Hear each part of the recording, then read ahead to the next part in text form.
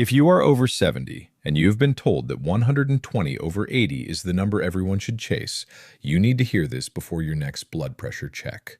Because a blood pressure reading that looks perfect while you are sitting in a doctor's office can sometimes become risky when you stand up, walk to the bathroom at night, or get out of bed too quickly. And for older adults, that difference can matter. In the next few minutes, I'm going to show you why blood pressure after 70 is not as simple as lower is always better. You will learn why high blood pressure still needs to be taken seriously, why some seniors need a more personalized target, and the simple standing blood pressure check you can discuss with your doctor that may help identify hidden fall risk. I am Dr. Robert, and this channel is here to help seniors understand health information in a clear, practical way. Before we go further, write your age in the comments. Just your age. If you have ever felt dizzy, lightheaded, weak, or unsteady when standing up, add the word dizzy after your age. That one detail matters because the blood pressure number that matters most may not be the number you see while sitting still. Now let me show you the situation that happens every day. A 76-year-old walks into a clinic. Their blood pressure is 146 over 84. The reading is repeated once, and it is still in the 140 seconds. The doctor sees the number, thinks about the guidelines, and says, "We need to bring this down." That part is understandable. High blood pressure is not harmless. It is one of the biggest risk factors for stroke, heart failure, kidney disease, and heart attack. So the patient starts a medication. A few months later, the reading is 130 over 78. Everyone feels good about the progress. Then another medication is added because the goal is to get closer to that perfect number. A few months after that, the reading is 121 over 74. On paper, it looks excellent. But now the patient notices something new. When they get up from a chair, the room shifts for a second. When they stand after dinner, they feel weak in the legs. When they get out of bed at 2:00 to use the bathroom, they have to grab the wall. The seated blood pressure looks controlled, but the standing blood pressure may be dropping too low. That is the trap. Not because 120 over 80 is bad. For many people, normal blood pressure is excellent. The trap is assuming that the same exact number is automatically right for every older adult, no matter their age, symptoms, medications, kidney function, fall history, or overall health. Your body at 75 is not simply a 45-year-old body with more birthdays. It works differently. Let us talk about what changes. First, arteries become stiffer with age. When you are younger, your arteries are more elastic. They expand when the heart pumps blood and then relax between beats. That flexibility helps smooth out pressure changes. As we age, arteries often become less flexible. They do not absorb pressure waves the same way. That can make the top number, the systolic number, rise. This is one reason many older adults have a higher top number while the bottom number may stay normal or even become low. Second, the pressure sensors in your body become slower. Your body has pressure sensors that help protect you when you stand up. When you go from lying down to standing, gravity pulls blood toward your legs. A healthy nervous system quickly responds by tightening blood vessels and adjusting heart rate so enough blood still reaches the brain. But in older adults, that response can be slower. Some medications can slow it even more. Dehydration, diabetes, Parkinson's disease, heart disease, and long periods of bed rest can also make this worse. So if your blood pressure is already low while sitting, and then it drops further when you stand, your brain may briefly receive less blood flow. That can feel like dizziness, blurred vision, weakness, confusion, or the sensation that you may faint. Third, medications can hit harder as we age. Your kidneys and liver help process medications. With age, they may not clear drugs the same way they did decades earlier.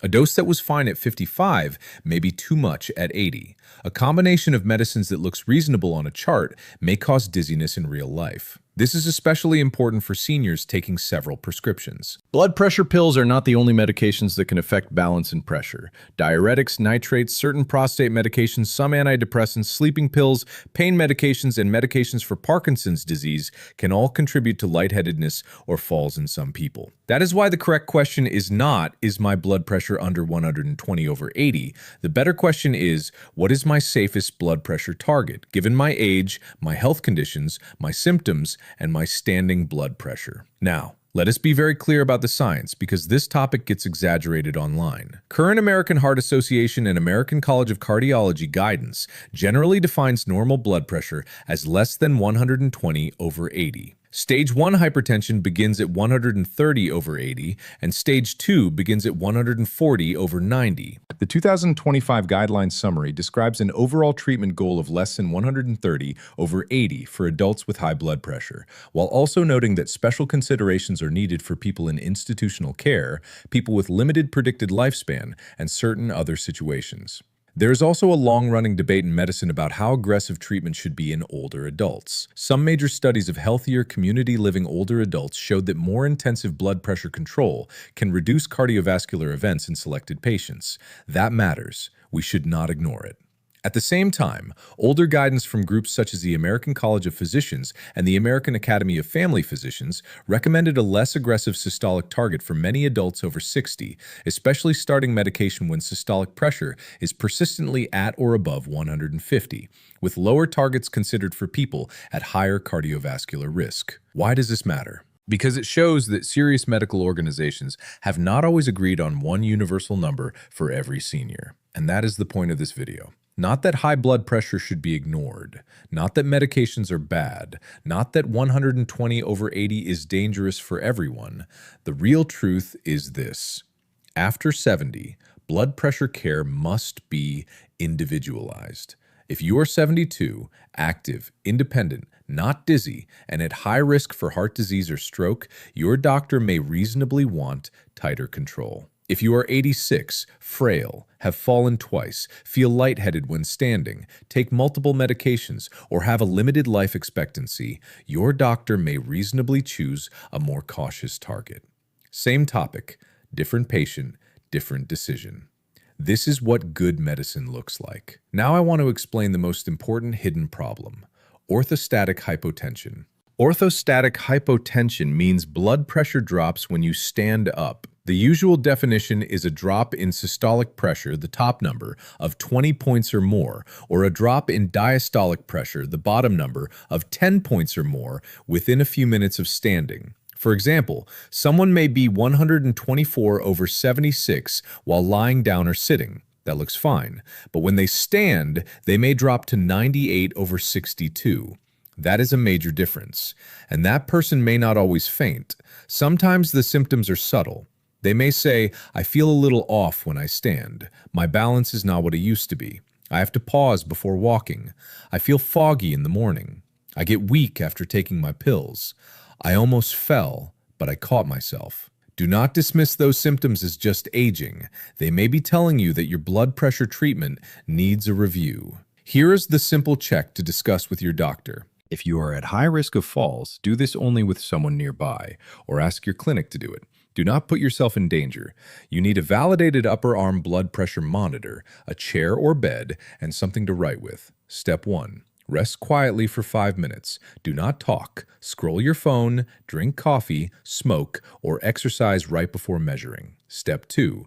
Measure your blood pressure while seated or lying down. Write down the number and your pulse. Step 3. Stand up carefully. If you feel dizzy, sit back down. Step 4. Measure again after standing. Many clinicians check around 1 minute and again around 3 minutes. Write down both readings if you can do it safely. Step 5. Compare the numbers. If the top number drops by 20 or more, or the bottom number drops by 10 or more, bring that information to your doctor. That does not mean you should stop your medication. It means the treatment plan deserves a careful review. This one check can change the entire conversation. Because a doctor may see 128 over 78 in the office and think the treatment is working beautifully. But if you show them that you are 128 over 78 sitting and 96 over 60 standing, the conversation becomes different. Now you are not just discussing blood pressure. You are discussing blood flow to the brain, fall risk, medication timing, hydration, kidney function, and quality of life. That is a much better conversation. Now let us talk about the blood pressure numbers themselves. For many adults, especially those who are healthy enough to tolerate treatment, doctors often aim for less than 130 over 80. That goal is based on the idea that lower pressure can reduce the risk of future cardiovascular events. But after 70, the word tolerate becomes extremely important. Can you stand without dizziness? Can you walk without feeling weak? Are your kidneys stable? Is your bottom number dropping too low? Are you falling or nearly falling? Are you taking 3, 4, or 5 medications that all lower pressure? These questions matter as much as the number. A healthy 68-year-old and a frail 88-year-old should not be treated like the same person. Let me give you examples. Example 1. Maria is 66. She walks every morning, has no dizziness, no falls, and recently developed blood pressure readings around 142/86. She also has diabetes. Her doctor may recommend lifestyle changes and medication with a goal near less than 130/80 if she tolerates it. That may be reasonable because her risk of stroke and heart disease is higher, and she is functioning well. Example 2. James is 78. He lives independently, but he has noticed dizziness when standing. His sitting blood pressure is 126/74. When he stands, it drops into the 90 seconds. He takes 2 blood pressure medications, a prostate medication, and a sleeping pill. For James, chasing a lower seated number may not be the priority. The priority is preventing a fall and reviewing medication effects. His doctor may need to adjust timing, dosage, hydration, or medication choices. Example 3. Evelyn is 87. She uses a walker, has had a fall in the past year, and gets confused when dehydrated. Her home readings average 138 to 145 systolic, but she feels stable and has no symptoms. Her doctor may decide not to push aggressively lower because the benefit of tighter control may not outweigh the risk for her. These are not rules. They are examples of individualized care. This is why you should not copy your neighbor's target. Your friend may be told to aim for 125. You may be told that 138 is acceptable. Both can be reasonable, depending on the person. Now here's another number many people ignore: the bottom number. The bottom number is called diastolic pressure. It reflects pressure when the heart relaxes between beats. In older adults, the top number often gets the most attention. But if the bottom number is very low, especially below 60, some people may feel weak, dizzy, or have reduced blood flow to the heart muscle. If your top number is 124, but your bottom number is 55, do not panic. One reading is not enough, but do write it down and ask your doctor whether it matters in your case, especially if you have coronary artery disease, chest discomfort, dizziness, or fatigue. Another major mistake is relying only on office readings. Blood pressure changes all day. It changes with stress, pain, salt intake, sleep, hydration, exercise, caffeine, and even conversation. Some people have white coat hypertension, where pressure is higher in the clinic because they are nervous. Others have masked hypertension, where pressure looks fine in the clinic but is higher at home. That is why home monitoring is so valuable when done correctly. The American Heart Association recommends an automatic upper arm cuff for home use. Wrist and finger monitors are generally less reliable. The cuff must fit your arm. A cuff that is too small or too large can give misleading numbers. Here is the correct setup. Sit in a chair with your back supported. Keep both feet flat on the floor. Rest quietly for 5 minutes. Place the cuff on bare skin, not over clothing. Support your arms so the cuff is at heart level. Do not talk during the measurement. Take 2 readings, 1 minute apart, and write them down. Do this at the same time each day if your doctor asks you to track it. Many people check morning and evening for a week before an appointment, but follow your clinician's instructions. One high reading is not a diagnosis. One low reading is not the whole story. A pattern is what matters. Now let us talk about what you should never do.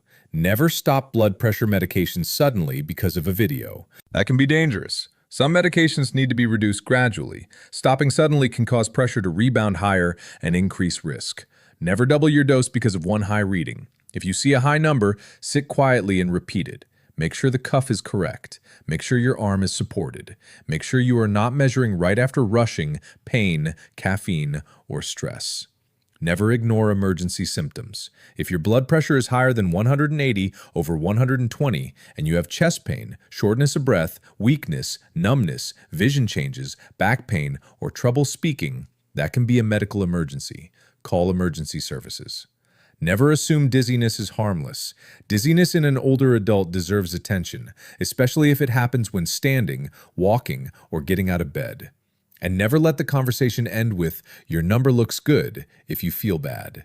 Tell your doctor how you feel. Say this: "My sitting pressure is controlled, but I feel dizzy when I stand. Can we check my standing blood pressure? Could my medications be lowering my pressure too much? What is my personal target considering my fall risk? Should we review all my medications, not just my blood pressure pills?" Those questions are powerful. Now let me give you a practical plan for your next 2 weeks. First, start a blood pressure log. Write down the date, time, reading, pulse, position, and symptoms. For example, Monday morning, seated, 132 over 78, pulse 72, no symptoms. Monday evening, seated, 145 over 82, pulse 76, mild headache. Tuesday morning, standing, 104 over 65, pulse 88, dizzy.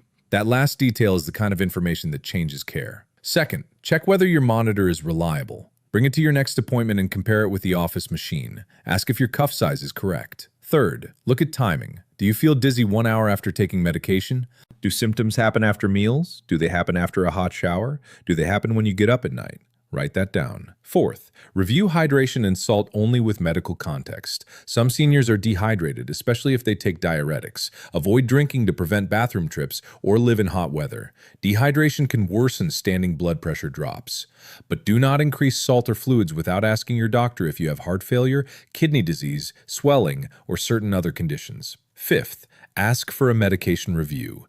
This is especially important if you take more than 5 medications. Ask your doctor or pharmacist which of my medications can cause dizziness, low blood pressure, or falls. Sometimes the issue is not one drug, it is the combination. Now, let us return to the big question. What is the best blood pressure for older adults? The honest answer is, the best blood pressure is the one that lowers your risk of stroke and heart disease without causing dizziness, falls, kidney problems, confusion, or weakness. For many seniors, that may still mean aiming around less than 130 over 80 if it is well tolerated and medically appropriate. For others, especially those who are frail, have limited life expectancy, have repeated falls, or have a major standing blood pressure drop, the safest target may be less aggressive. This is why blanket advice can be dangerous. Always get to 120 over 80 is too simplistic. Never treat blood pressure after 70 is also dangerous. The truth is in the middle. Treat the risk, but protect the person. Treat the blood pressure, but do not ignore the brain, the kidneys, the balance, the medications, and the life that person is actually living. If there is one sentence I want you to remember, it is this. After 70, the most important blood pressure reading may be the one taken while standing, because a seated number can look perfect while a standing number reveals the danger. So before your next appointment, do 3 things. Number 1, take accurate home readings. Number 2, write down dizziness, weakness, falls, near falls, confusion, and fatigue. Number 3, ask your doctor what target is right for you, not for the average person in a guideline. If this helped you understand your blood pressure differently, comment "informed" below. Share this with someone over 65 who checks their blood pressure at home. And subscribe to Dr. Robert Senior Health, because in the next video we will cover common blood pressure medication mistakes seniors make in the morning and what to ask your doctor before changing the timing of any pill. Remember, this video is educational only. Do not change your medication on your own. Bring your readings, your symptoms, and your questions to a qualified healthcare professional. The goal is not just a lower number. The goal is a safer, stronger, more independent life.